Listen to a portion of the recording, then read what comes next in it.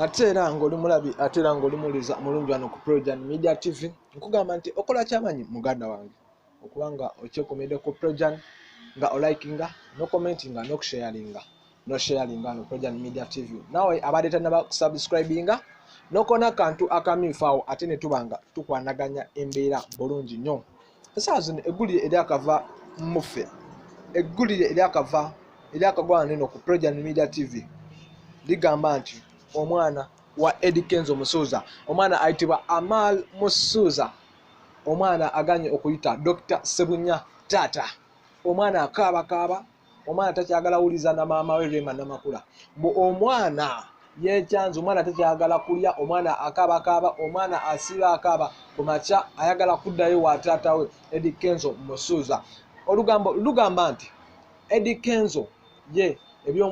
omwana we yaganda jirabirako ewa maama we omwana ajja kuba nga amukima naye omwana ye ayagala kuvaayo ayagala kudda wa taata Eddie Kenzo Musuuza tujjukirako emabegakaawo ate waliwo abawandika ebbaluwa abayitibwa ba Nalukola Kakeeto and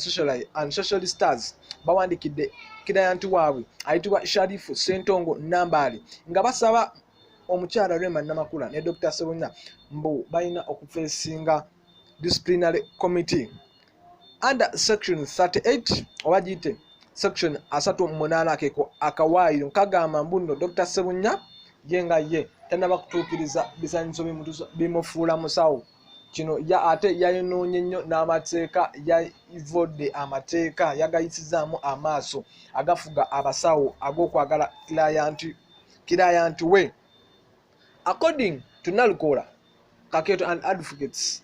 bagamba ntino obufumbo bunene buyinza obutabaawo era buyinza okusazibwamu ekintu ekyo tekikkiriza ekyokubanga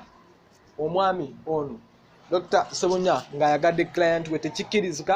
kintu kibi nnyo nga bw'okiwulira era kiba kimenya amateeka agafuga obusawo gigamba oli agakugana ku Projan Media TV nzikiriza ate mbere nga mpomulamu ate nkukomezewo amawuli amalala agakuga ku mmeeza zaffe eza Projan Media TV webale nnyo webalire